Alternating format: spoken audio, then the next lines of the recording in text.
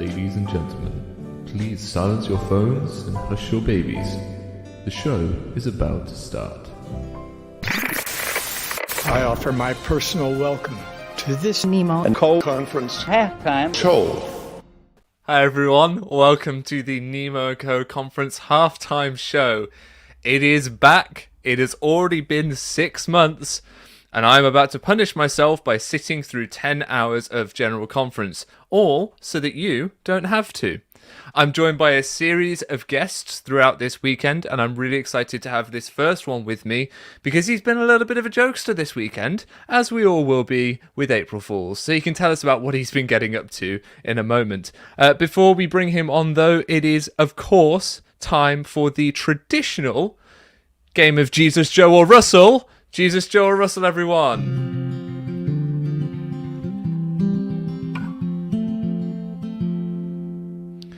6-3-6.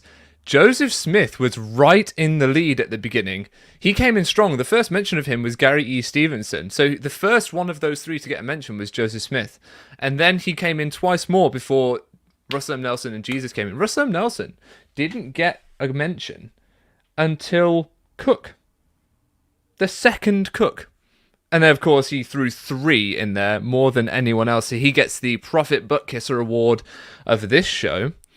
But enough about all those stats and figures. Let's bring our guest on. Hey. Hi, everyone. You all right? It's PD.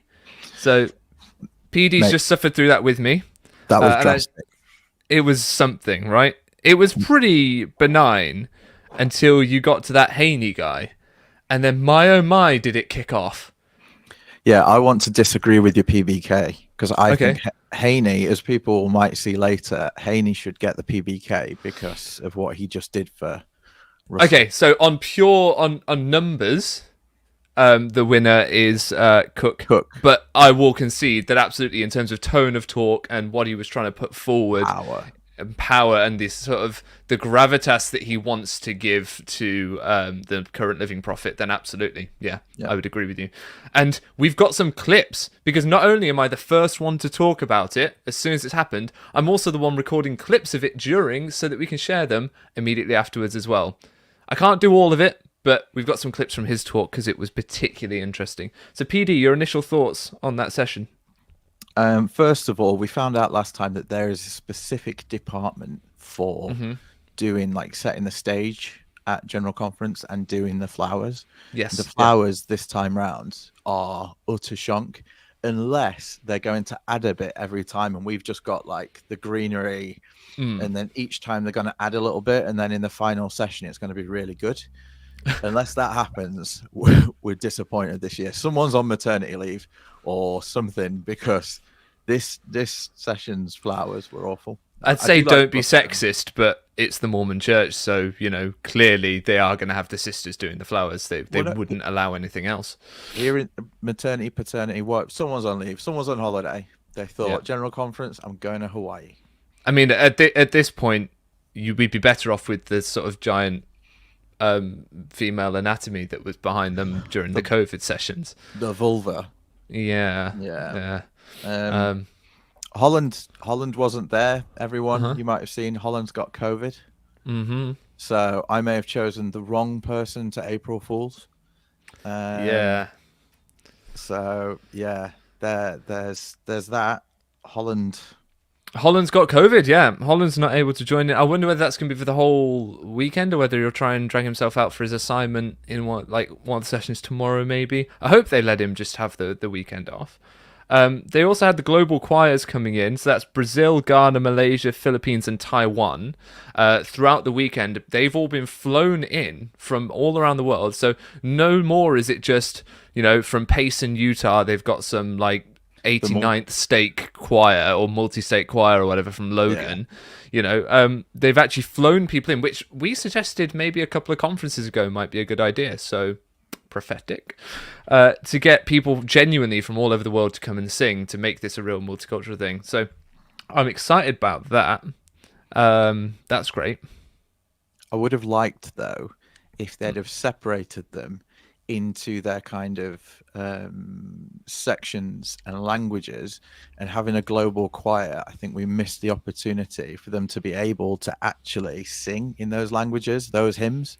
Because that would have been cool. If they'd have taken those hymns and then you'd have a section of sisters from Ghana on one side and a section of brothers, and they'd have taken like 2 or 3 lines, that'd have been amazing. But would have been, there's, I mean, because if there were any people from these choirs in the choir, then the arrangements that we heard just now were exactly the same arrangements that Tab Choir have been doing for years of these hymns, even down to the organ parts.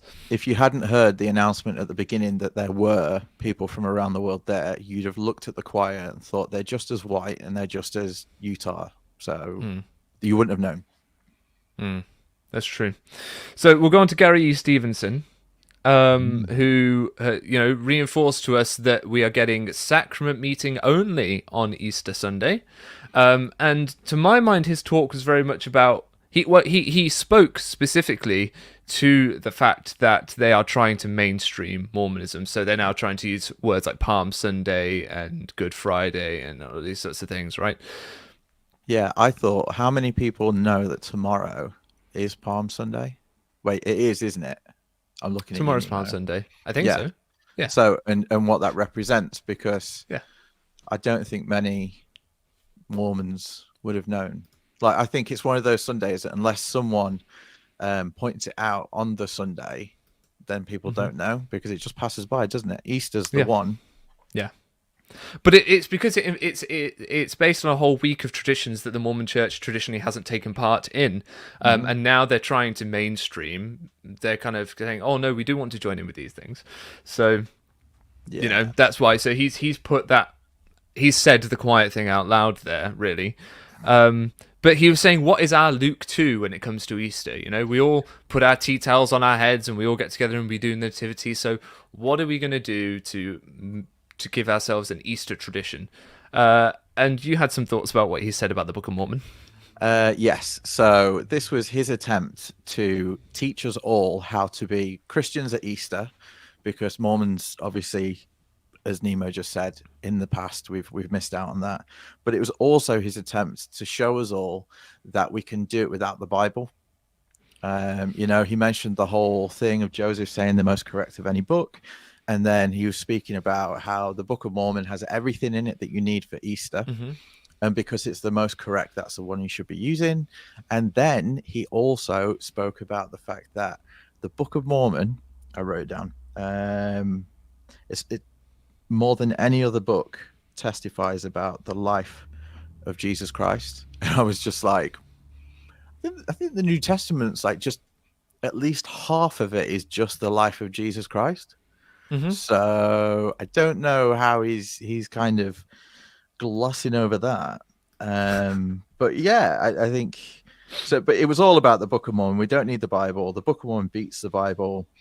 I've got it. So it was a 101 class on how to be a Christian at Easter. Yeah. And we got a classic. We got a classic in my hand, this very book, this volume. I hold in my hand a first edition of the Book of Mormon. Which is, I might just start saying it, I hold in my hand a reproduction first edition of the Book of Mormon. I'm looking for mine. I've got one. There's one there. So it's a common trope. It's a bit of a meme, really. Yeah. But I thought it was all right. We got a because of him as well. Yes. Yeah. But I think Bonnie Corden maybe is third place for Prophet Butkus Award in this one, because she came straight in with our beloved prophet, President Russell M. Nelson, and then it all went downhill because she talked about what is quite a horrific disease, ALS, and how. But don't worry, because her dad's parting message to her was never give up an opportunity to testify of Christ. So then it was all about how we can have missionary moments and share our testimonies, and it was the testimony talk. What were your thoughts? Well, this one touched me because I just recently, a friend of mine who's my age, so in his late 30s, I was on my mission with him, and he's just been diagnosed with ALS. and he's got 3 small children. So when she said that, that kind of took me to a place where I was thinking about him. But then what she was saying didn't help with that, if you know what I mean. It didn't help with the pain of ALS or that horrible kind of trial that they're going through. She just went on to what her dad said about always testifying of Christ, and then hit on some young women, Libby and Maddie, who wanted to, testify of Christ more. And then she spoke about diving into conference. I think that was it. That it was the opening to be like, no, don't let this conference go by. And she mentioned something about skipping stones across the surface, and that's how people go through conference. You just surface, but dive in. And then she. But can we go back to Maddie for a second? Because I want to talk about the November 2015 policy for a second. The November 2015 policy was justified by many, including senior leaders of the church, as we did not want to create discord, discontent, and disharmony between children and their parents. If their parents are living one way, we don't want to create an environment where those children will be at odds with their parents, i.e. their parents are gay, we don't want to be teaching the children that that's wrong. So why is it then acceptable to lift up as a faith-promoting and affirming example a 13-year-old who is to go against her entire family and their way of living life and pester them back into living the gospel? Yeah. Because is that not her being at odds with her parents and their lifestyle? Yeah, and that annoyed me because that reinforces what people have been upset with me about and with my children. So when I left the church, I was kind of like, right, my children are going to come with me. And if they choose later in life to go back into Mormonism or some other religion, then that's their life. But in our home, we want this, harmony in the home. I don't want my son being told at church, you're the priesthood holder in the home. You have more authority than your dad. You have more this and that. You're the patriarch of the home. Or, dad, can I be, baptized? Can I be confirmed? This brother at church will do it in different things. It is, I agree that a family needs to be together in that way in order for there to be that harmony. So yeah, the whole Maddie thing, and then her going on she's in the MTC now, I think she said, which is great for her, but I think they didn't mention her dad. They mentioned her mum going back to church, but they didn't mention where her dad was. He now just, were the family all together, and then Maddie kept going. Not that I'm demonizing Maddie, but what I'm saying is it drives a wedge in families. There are respectful ways to navigate the fact that one child may still wish to go to church and that the parents and other members of the family don't. That's fine. But what Bonnie Corden was doing was actively promoting this idea that she should try and convert her family back. And that's what creates a lot of the tension and a lot of the problems. And it's the very thing they worried that gay parents were going to do to those children in contradiction to what those children were being taught at church, and that's what justified the policy. Well, that was a post-policy justification, in my opinion. Oh yeah, they had to spin it in a way that seemed kind of like it was about the kids and nice. Whereas I think it was kind of like, well, how else can we stop these people raising our children? Oh, I know. So yeah. And then she just said some stuff about the adversary creates noise. So she gave us a typical us versus them narrative. And then we got a beautiful even Jesus Christ at the end. Now, I can't think of it at the moment as to why exactly that terminology bothers me. I really want to actually look into sort of the grammar of why that sentence feels off to say even the Lord Jesus Christ. It doesn't feel right. It doesn't sit right to me. But if anyone knows more about grammar and syntax than I do, put it in the comments. Otherwise, I shall research it post haste. PD. I was just going to say, it's if she doesn't say even Jesus Christ, then it could be any Jesus Christ. From like other worlds. So it's even her Jesus Christ. It's just kind of, it's more, isn't it? It's like even, but it's a weird intensifier, right? I kind of don't like it. Even Nemo the Mormon. Please don't say that. Oh, that's it now. I'm going to hack your page and rename it. Even Nemo the Mormon.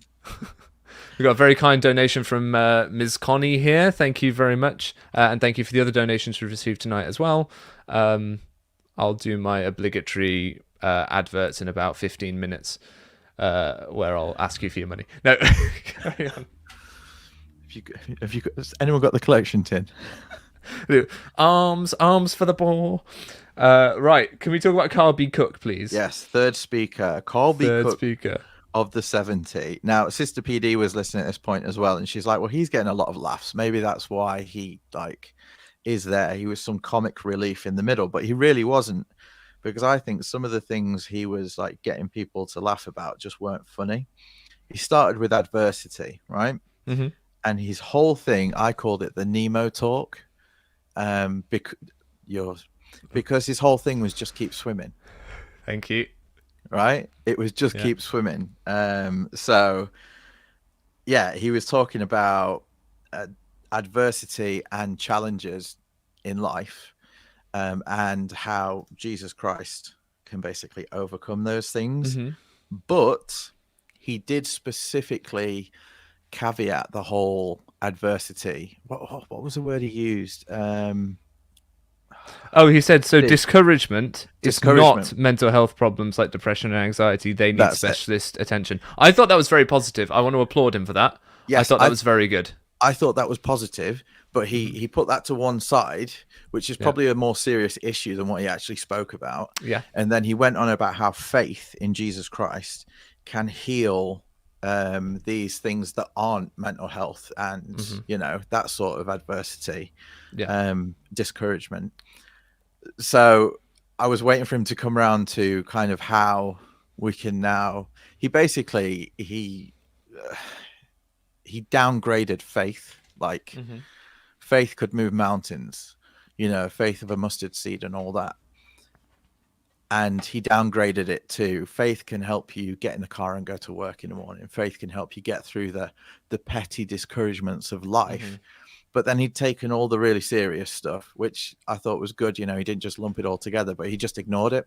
He didn't say, and it takes a more serious faith and the power of the priesthood and different things, or the cliche of, doctors who have been blessed with knowledge from Heavenly Father to be able to, help these people, and of which I am one. So that was why it kind of, when I say these people, they're my people as well.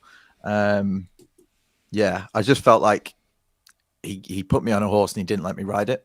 Yeah, no, I get that. I kind of, at the beginning, I got the vibes from him that Joseph was persecuted, faith got him through it, just have more faith, fine. I want to talk about this example of Zoram. Oh, go on. Before I say that, go on. Oh, no, go Zoram first, and then come to me for running meetings by the Spirit. Go on. Yes, okay, right. So Zoram went with Nephi after Nephi, and I quote, according to Elder Cook, held him, right? So Nephi grabbed him. Can we just put an important piece of context in this Zoram-Nephi exchange? Nephi had just lopped the head off his boss. Yeah. And was wearing that man's clothes. You would run. You'd run. Yeah. And if that man then grabs you and says, come with me, you're like, well, all right then. Because I don't want to have my head lopped off. This is not quite as faith-affirming as I think they want it to be when you actually think about the entire situation as that went down. Just keep going with faith seemed to be the tagline of his talk. And I think that's what it'll be titled when it's published. That's my prediction. When this talk is published, it will be called Just Keep Going with Faith. You don't think it'll be called Boyd K. Packer is a knob? Sorry. Or getting hazed by Boyd K. Packer. Because that's... am I not the only one that thought he was basically hazing him? Yeah, it's pretty bad. So basically, he tells a story of when he first became a 70. He just finished his 70 kind of training, and he was let out, unleashed to go and oversee stake conferences.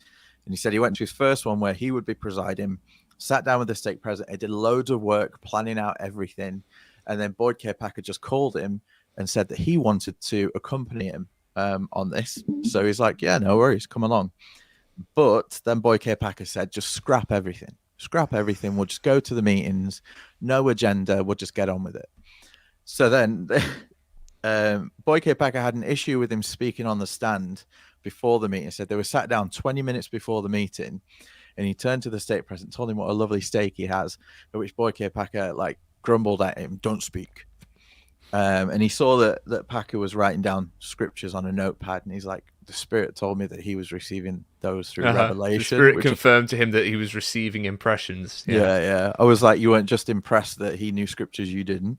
And then they just went through how through all the meetings in conference, it was just like tag team. Packer would stand up and speak, and then he'd say, now the 70 will speak, and then Packer would stand up and speak, and now the 70 will speak, and he made him speak like 3 times in one meeting at 15 minutes at a time. And I'm like, that's a really long meeting if you're doing 45 minutes. But the whole point of it was to be led by the Spirit. Yeah. And that Boy K. Packer said we shouldn't have our meetings planned out this way. They should just be led by the Spirit, which made me think, what is General Conference but a massive, like, planned to the detail meeting? He talks about giving talks from the Spirit and letting the Spirit lead while reading off a teleprompter.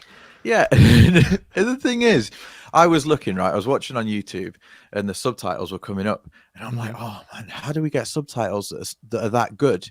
Because if you put the subtitles on now, well, you can't have live subtitles, but the subtitles that come on in about an hour on this show, once YouTube's processed it all, can be pretty dodgy at times. But theirs was spot on live. And I'm like, how do we do that? Even with quotation marks where they were actually... I use that to work out when they're quoting someone, so I can try and find out who they quoted to get an accurate Jesus, Joe, or Russell number. Yeah. But the reason for that is because it's all planned to the letter. Yeah. So you're like, well, you've totally just blown like General Conference out of the water if you want us to go with lead by the Spirit. Yeah. They should. I'd love to have seen him then walk out from round the stand, throw the teleprompters back down on the ground, and be like, "Right, let's go." Yeah, that would have been something. No, what he should have done is just like loosened his Anthony tie Campbell, and been like, "Guys, okay, stop the teleprompter. The Spirit has told me that I actually need to speak about this. You know, not what we went through with the correlation committee. I actually need to talk to you about masturbation. We've not spoken to about it in a while, or something interesting, you know." Yeah. But no, he just was there talking about it could have been a coded message for help, like, please let me talk about something else. No, he spoke about what they wanted to, but if you looked at his hands on the pulpit, he was doing Morse code for rescue me. Essentially, he was blinking it. He said exercising faith will stop people leaving if they want to. Oh, it's that simple. So all you dirty apostates in the comments, including this lovely chap who's watching from Japan, welcome. Konnichiwa. So welcome to the live stream. But you might want to go back to church, because apparently all you need to do is have a bit more faith, and you can head back, assuming that you are out of the church. I don't judge here. Anyone is free to come and watch this. Cheers for the support, Doug Vincent, in the comments. Thank you. Right. So we got a mention of Covenant Path as well in that talk. And I'm trying to think of like a title or what type of talk it is after each one. So that one I'd call the Stay in the Boat talk. That was about the just trust the Spirit more. Just get yourself hazed by Boyd K. Packer and you'll be fine. You'll be golden. Well, if that one was called Stay in the Boat, the next one should be called Row Harder. Yep. Because Gong upset a lot of people.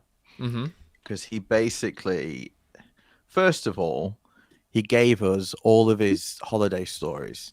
Because every story he had was like, ooh, I was in Kinshasa this weekend and I met with this person. And then the next one was like, I was in Tokyo last weekend.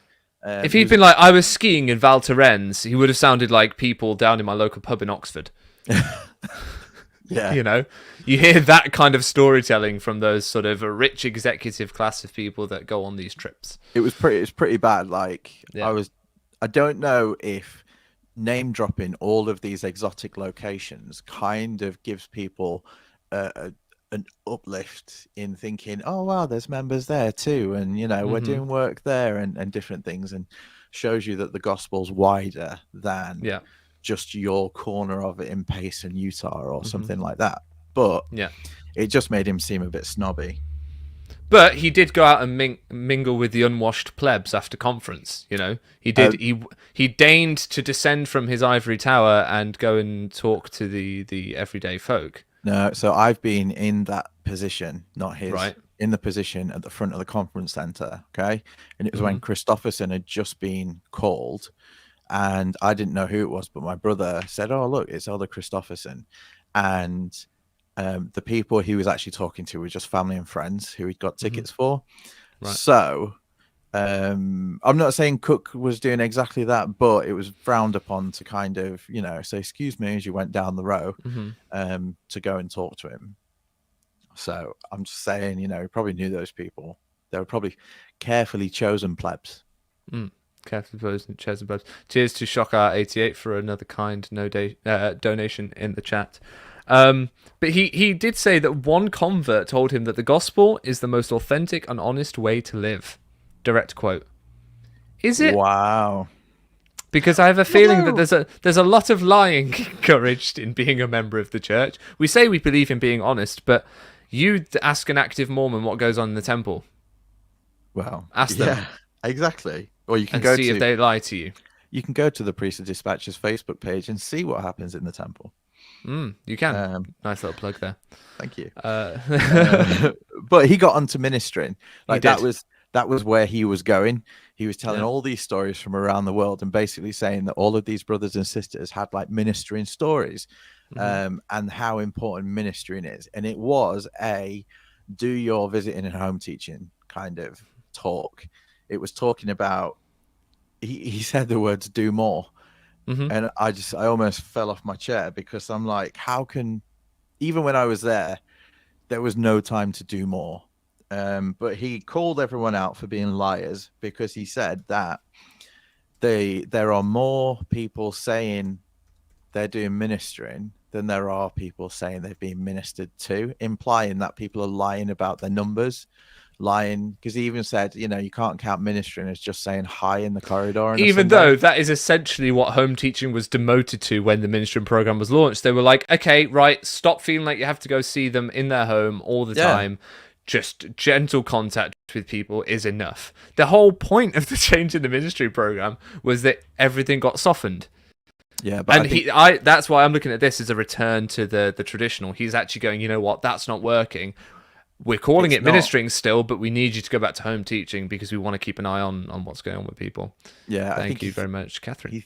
He threatened the checkbox as well. He said, "We don't want to become a checkbox people." And I'm like, well, when I was at church, there was a lot of boxes to be checked on a Sunday, and that's all you did. You went through the motions that the brethren had set out. So, yeah. But he also said, Christ is ministering personified. And I'm like, there is a speech writer somewhere sat there, and he's like, nailed it. Boom. Christ personified. Ministering personified. Ministering personified. But then that brings me to a couple of points that I made. He says, we seek to minister as Christ would. So I was like, great. So why are we hoarding money? Pure religion is this: to strengthen the feeble knees, lift up the tired hands, see the widows, the etc. Again, why are we then hoarding cash and not helping those people? And then give the young men and that's not that one. Sorry, Jesus is ministry personified, and as we do unto the least of these, our brethren, and love our neighbor, etc., etc. And I wrote in big capitals, why are we hoarding cash then? He keeps talking about the need to look after those that don't have what we have, but then we're not sharing, in my view, enough of the wealth that we have with those people. And that seems wrong. Yeah. Yes. Well, yeah. Anyway, sorry. But there are other things in there. So there's the Mormon concept of good things are just over the hill, so stick around. What if that ministering brother had stopped after 1, 2, or 9 years? Good things are always over the hill in Mormonism, so you better stay just in case. That's kind of the underlying message of that, is that, good things are always on the way, so don't leave the church because the payoff might just be there. And if it doesn't happen in this life, it'll be in the next life. Yeah, just keep holding on. And endure to the end. Don't worry about the fact that, it hasn't happened yet. It will happen. So yeah. Can we call BS as well on the attractive girl in a modest swimsuit story? Oh yeah. And then the fact that she thirst trapped this young man into going to church with her. Yeah. He came over because he thought she's the one. She's all covered up on the beach. Well, she's really attractive. Yeah. No, I women of the world, or certainly that are watching this, what would you do if someone came up to you on the beach and said, "You're very beautiful, but I notice you're not revealing enough of your skin. Why?" How would you react? Yes. Please tell me. Because that strikes me as something that didn't happen and isn't the way that normal human beings interact. Yeah. Or he's a stand-up guy if he comes up and says, "I've noticed you're not quite as whorish as the other women here on the beach. Can you tell me why?" Exactly. You're like, who does that? That's my mother over there. You say she's a whore? Oh, goodness. dear. Sorry. So that story's a load of rubbish for a start. Yeah. But then he says, give the young men and young women opportunities to learn from senior experienced companions. But what about the safeguarding risk? Yes. What about the safeguarding risk of sending out young men and young women with older people to whom they aren't related to go? And while we're talking about that, some of the responses in the comments are excellent. Someone's like, I would be grabbing for my pepper spray. They'd get a knee to the nuts, according to Maxine Kennedy, and I think that is a fair response. Ryan Hollis is saying that's a pickup artist technique. That's fair. So yeah, I think that was untrue. Anyway, so yeah, the safeguarding risk of young people going with older, more experienced ministering companions. Your thoughts, PD? It's what I did when I was a kid, and now that I think about it, I'd never let my kids do it, because how well do you actually know the other brother who's taking his son out, or the sister who's taking your daughter out, or even how well can you trust them to watch your child whilst in another member's home or in a stranger's home, if you're going knocking on doors, or if you're going through the ward list and trying to see someone that you've never even met before. I think there's a lot of trust that has been betrayed and that has been covered up in order to keep that going. I don't think that should happen. Mm-hmm. And so I think he shouldn't be pushing that at all. No. He should have been saying things like, parents, make sure to take your children out ministering with you so they can see from your example. Yeah, you see, that's now great. That'd work. Right? That Yeah, works. That'd be better. And know where you're going, you know? Yeah. I mean... And that way you know where your children are going when they're doing their ministering assignments, because you're with them. Yeah. And you can, they are, yeah.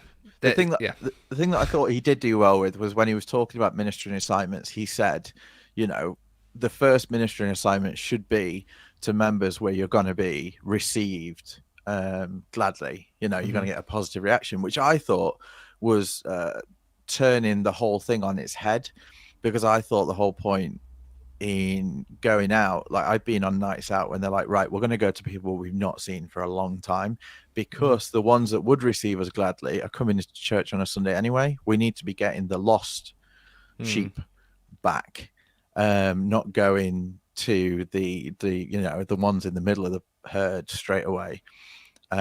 So yeah, he flipped that, and I think that's interesting, because I think that works for the minister and the ministry.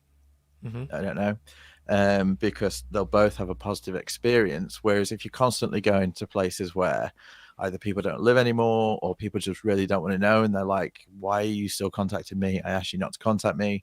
Or places where they're having bad experiences, then you'll minister less, because you'll be like, oh, it's a chore, I don't want to do it. Whereas if you're just going and hanging out with your bro, then it's better. Yeah. Okay, speaking of hanging out with your bro, someone's bro failed to come up to the stand in a timely manner after Garrett W. Gong was done talking. Am I the only one that noticed that it took Oakes a little while to get up to the stand? Oh, yeah. There was a noticeable sort of pause. Something went on. Either he was struggling to get out of his chair, or for some reason he was positioned a lot further down the line. I don't know. I have so many bad thoughts. Yeah, let's not go there. No.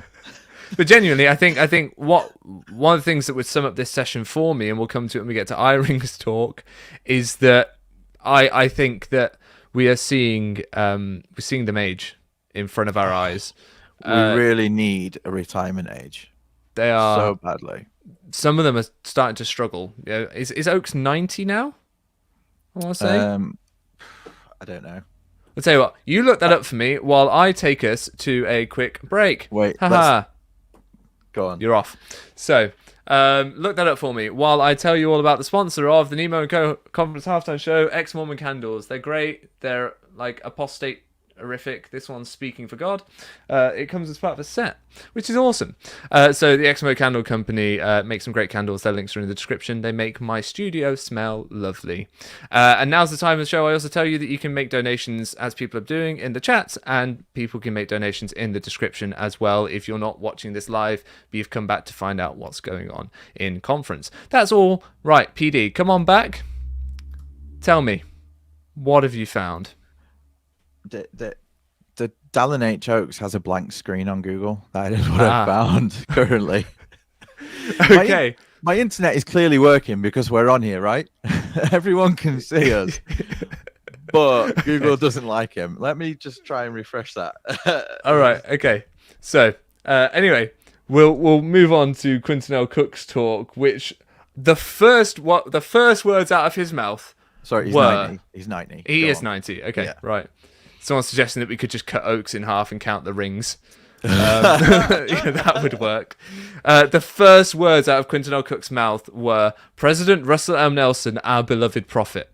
Yeah, I even wrote down PBK for that. So yeah, opened with that. Like he opened with that, and so I don't know. I don't know how he can not win that award when the straight up opener to his talk is that kind of meme. Yeah. And then he goes on to kind of try and tell us to not worry about the money. He's starting to say that Father's plan is not based on race or economic status. Well, one, tell that to the pre-1978 Mormons, because Father's plan was definitely based on race then. And then to economic status, that's a subtle movement of everyone's included because, it doesn't matter how much money you have. But they then neglect to mention just how much money they have. And the fact that they're all wealthy and successful middle-class individuals. So Father's plan does seem to take that into account in terms of success within the church. Sorry, go on. I was just going to say, can we have a hands up, of all the brethren and sisters on the stand who were bin men? Not that there's anything wrong with that. No, but a lower socioeconomic position than... How many of them were cleaners? Not heads of cleaning companies or, managing directors of whatever, making millions of dollars, but how many of them actually just worked a blue-collar job? And yeah, I thought that was very disingenewon't especially from Cook. Yeah, especially from Cook. The man, yeah, but we won't go there. But what's interesting about that is that they will expect poor members to pay their tithing, but these men don't pay tithing. They live off the tithing that other people pay. Yeah, it's not just tithing. If you've not got the tithing or donations to pay, they expect the gold out of your teeth. I was reading that the other day from Faust for the temple down in South America, and he's like, yeah, the members, they paid with gold from their teeth, and you're like, wow, that's interesting. It's not a good look in light of recent things. And then the moment I heard him say islands of the sea, I knew he was going to start going on about the UK. And I love the UK. I live here. It's my home. I do. I just think they shouldn't be able to talk about it. Yeah. I don't like it when they wax lyrical about how much they love our country when it's based on the fact that kind of men came here and stole away young women to be polygamous brides. Yeah, I thought it was interesting that he said, so he was talking about Isles of the Sea. So he was dropping again, I've been to the British Isles, I've been to the Polynesian Isles, I've been to Pacific Islands and all sorts. But he said that 50%, he gave a date, I can't remember, in the 1800s, can't remember what it was, but he said that 50% of the church's membership was in the British Isles, and that was before they all left. Yeah, that was in 1851. Yeah, and you're just like, why be such a douche about it? Because we're all struggling over here, and you're sat over there with loads of people doing loads of things for you, with your mate saying do more. And then there's people over here in the British Isles with 3 call-ins, and you're saying, please do more ministering and do more this, do more that. And just rubbing it in that we used to have 50% of the church's membership, but now we've got 1. Yeah, they're all gone because they all went to America. Whole villages in the UK started to disappear because people all went away. Someone's saying we're doing England-splaining. Yes, we're doing England-splaining, and long may it continue. He talks about Moses in the Kirtland Temple. No mention of the Elijah cock-up that Joseph Smith was involved in. No, we'll just worry about that. But he did double down on the historicity of the Book of Mormon.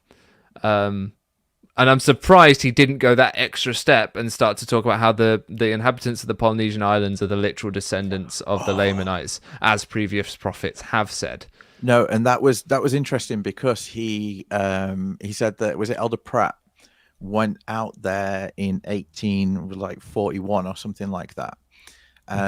And the whole thing of, you know, him being out there.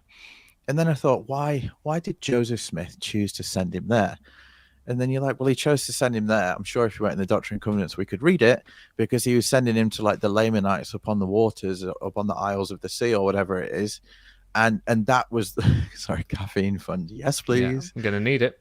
But that was the whole thing. But he didn't explain that.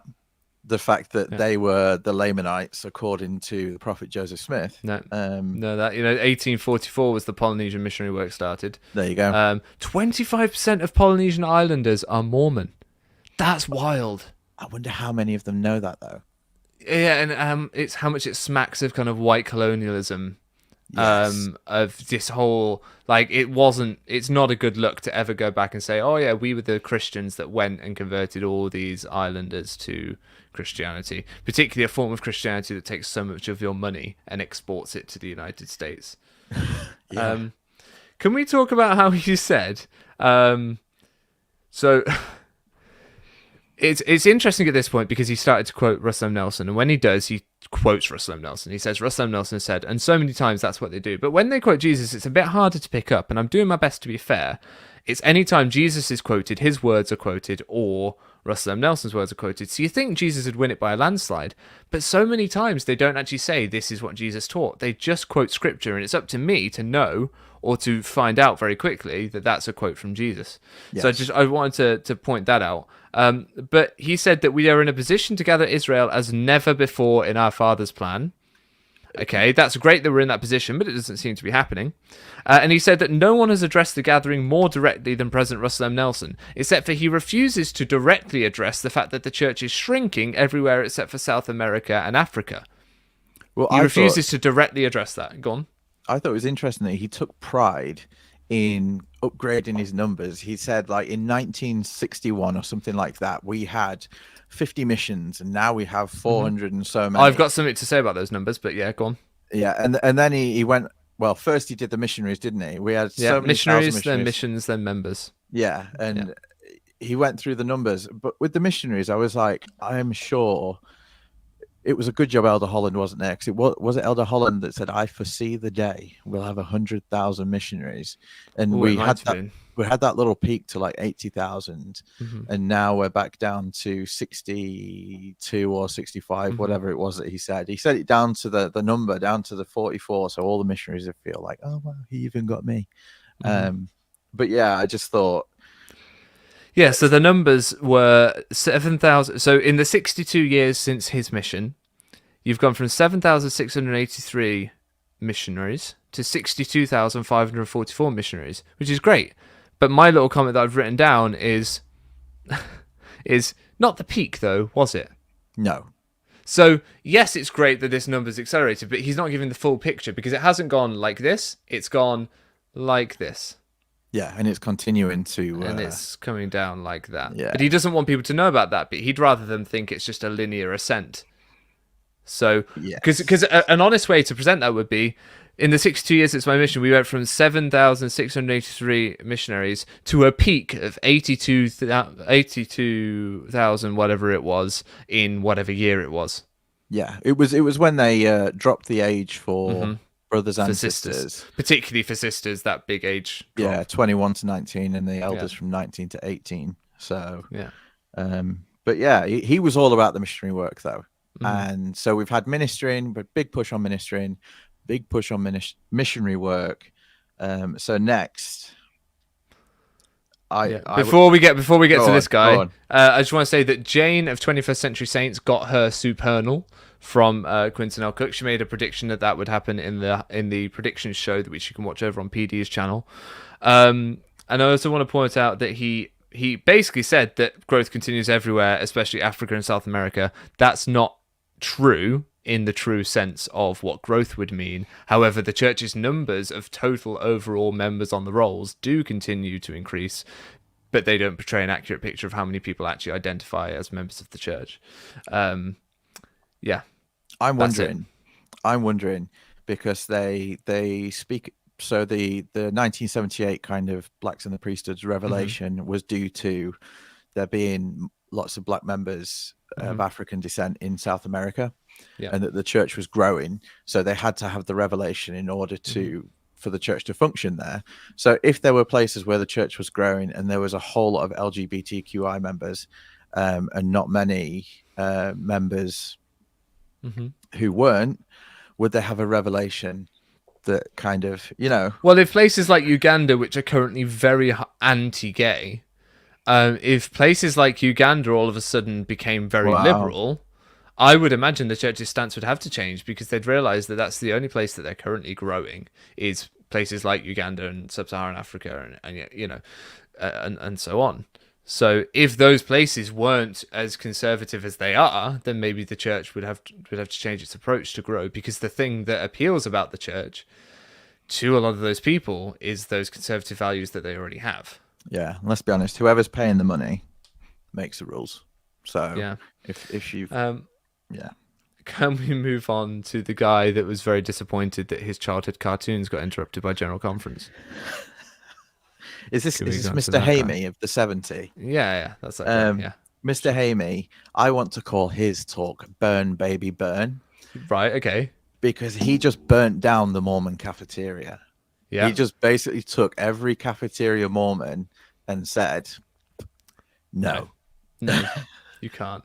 But can we before we get to that though, can we go to his story at the beginning where he's like, this white-haired man came on and I asked my brother who it was, and my brother said, it's so-and-so, he's a prophet.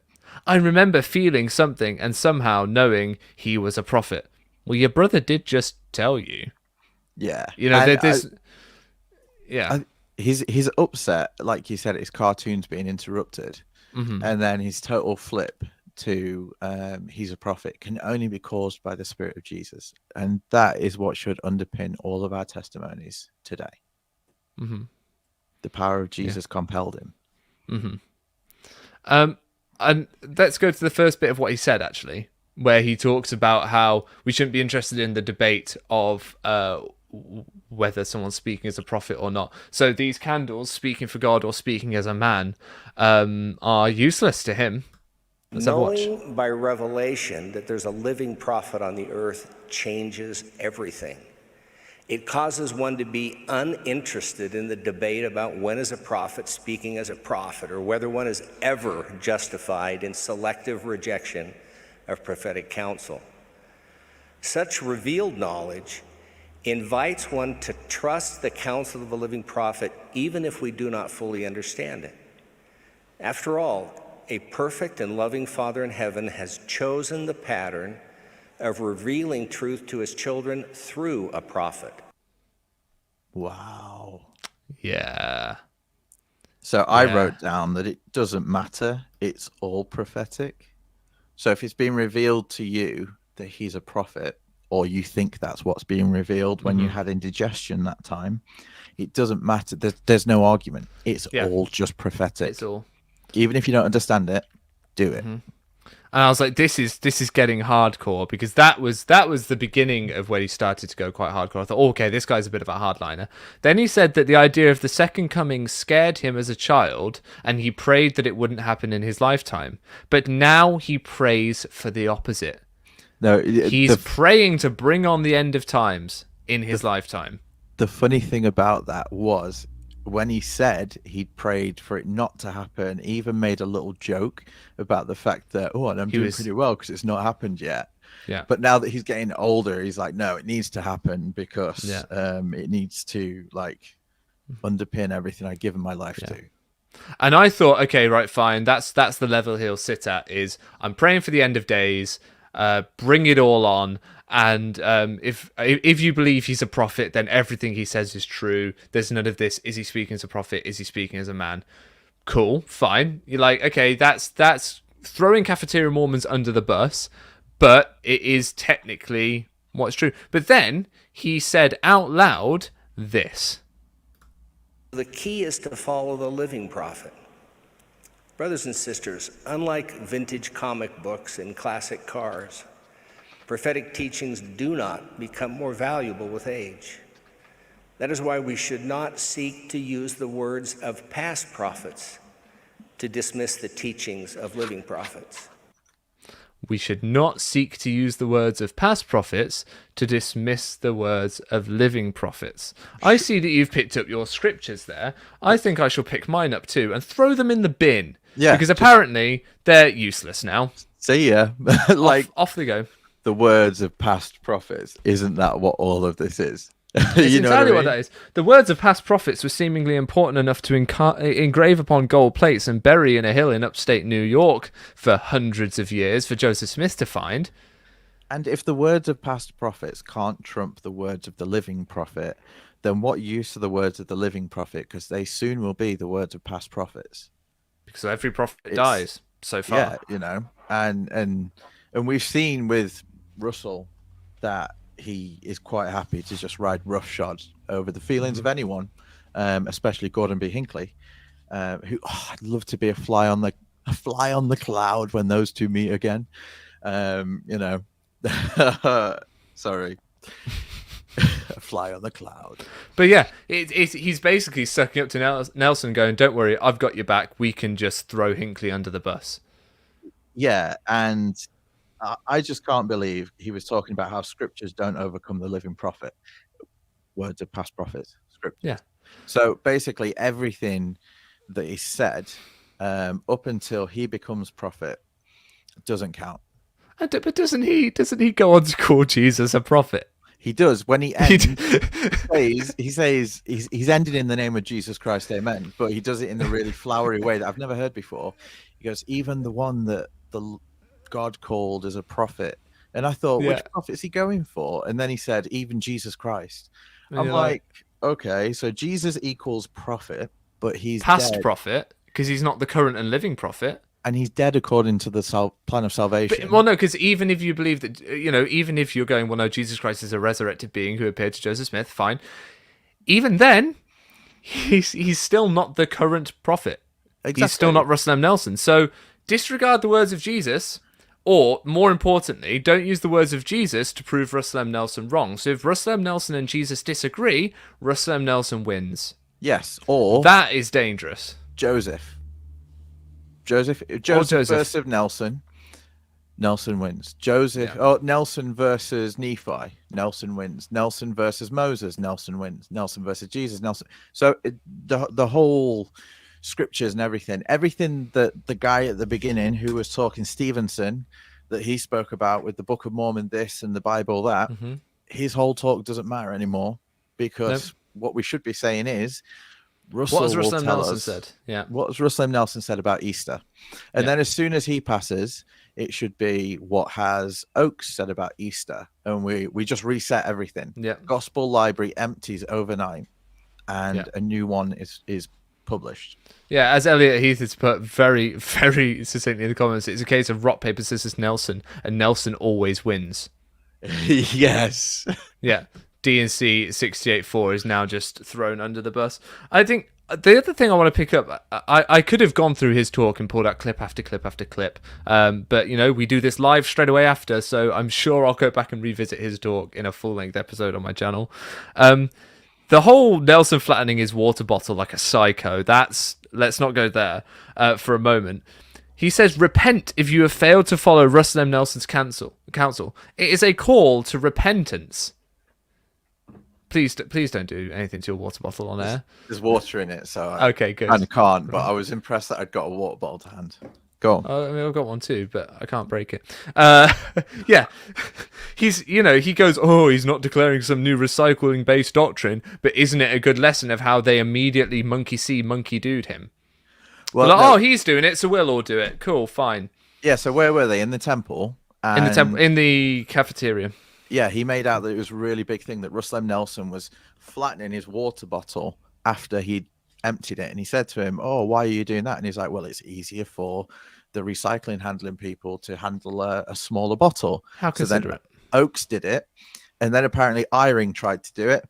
And Eyring put the bottle on its side and was trying to flatten it. At which point Oakes had to come across and explain to him like physics and how it's easier to flatten it that way, you know. And you just like, and Eyring got up next, and I'm like, I hope he's going to turn around and say, "You utter tit for making me look like a fool." But no, he didn't. No, he didn't. He didn't. He just took it. He was like, "Yeah, no, that's fine." But that was his example of what you see the prophet do.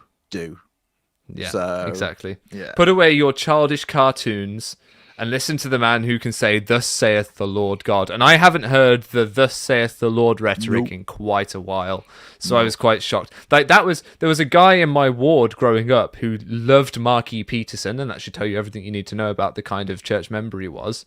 He used to always get up and bang his fist on the pulpit and say, "We have a prophet, and he is the only one who can say, 'Thus saith the Lord.'" Right? That was his shtick every testimony meeting. But he just said it. But this guy's just said it. Yeah. So we should listen to him. This guy had some like Armageddon leanings as well. I thought he was gonna go for the clock is ticking and we are a second to midnight, because he spoke about it through the fig leaves. Because he was talking about summer, and you know when summer's ending when you see the fig leaves, I think. And he was talking about the rising generation, how we need to be looking after them and teaching them to follow the prophet, because there are more fig leaves around, implying that, you know, it's getting closer and closer to this awful winter. Yeah, but repent, basically. Repent. Henry B. Eyring's talk was, it almost felt a bit like a death talk, in that he just seemed to be kind of saying thank you a lot to everyone. He's trying to kill me with his... Yeah, as in like it might be his last talk. It was a bit of a, I don't like the phrase nothing burger, but it kind of, there wasn't a lot to it. But it was, and I do want to say it was very Jesus focused, because he did spend multiple minutes reading John 14:16 to 27. He read the whole thing. So he spent a good amount of time reading that. So, and it was a nice talk about peace for the most part.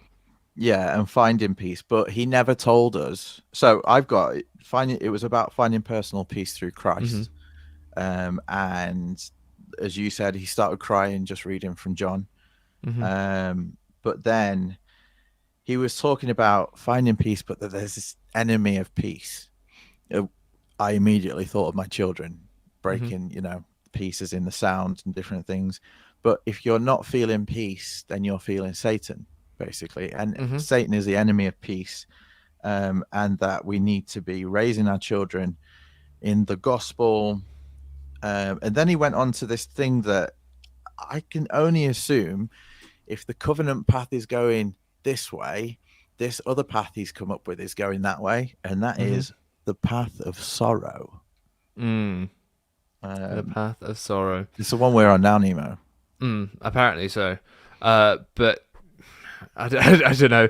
I feel pretty enlightened at the moment. Yeah. So this whole thing with the daughter's email address.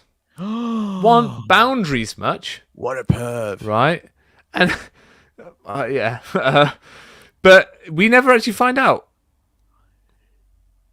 Yeah, what she actually replied to him. Yeah. But maybe that's because she replied to him, "You're a pervy old man. Where did you get my email address?" Well, just imagine being someone who's like, you know what, I've come to the decision that I want to leave this church, not an easy decision for anyone to make. And then the mum to be like, yeah, but I can get an apostle to email you. Yeah. I mean, I don't know. If it was my mum, she knows that's what I'd want. I'd be giddy in my seat, because I love every time I get a chance to communicate with them. Yes. Just see my video on when that time I was communicating with Dan H. Oakes. It's a riot. But, you know, maybe her mum knew that that's what she would want. You know, oh, if just an apostle could reach out to her and talk to her, then perhaps that would fix everything. But probably not. Yeah, but who just asks for the digits? You know what I mean? It's just like, oh, give me. Did he say he felt prompted to ask for the email address because he didn't know. He was talking about things happening by accident, and he didn't know that this mother's daughter was having issues. And he asked for the email address, and then the mother said, you know, this whole prophetic thing was the fact that she was looking for a message from God. And because he had asked for the email address without knowing that the daughter was looking for a message from God, it was miraculous. How did God set that up that a prophet of God would ask for? You know what I mean? It was that whole kind of shtick. It just, if you're looking at it kind of from a, because I always like to look at what would the optics of General Conference be from a complete outsider, and the optics of that story aren't great, which is hence the perv comment is this kind of idea that, you know, actually this is a violation of boundaries, which if you tune in with me in several hours, we will be getting an outsider's perspective on this conference, because Lewis from what was formerly Numinosophy Academy, who was the very first guest on the Nemo & Co conference halftime show, will be joining us for the Saturday evening session. So you won't want to miss that. Coming up next in about 3 hours or so is going to be Colby Reddish and the ever wonderful Doug Vincent will be joining us for the next one. So if you haven't already, please like this video, please subscribe and ring the bell so you don't miss the next conference halftime show. But I'm off to get some dinner. So have a great evening, everyone, and I'll see you in a few hours. Thank you very much for joining me, PD. Everyone, go check out PD's channel. It's in the description. And he'll be joining us for the roundup at the end of conference. So make sure you tune in for that. Take care, everyone. See you soon. Bye now.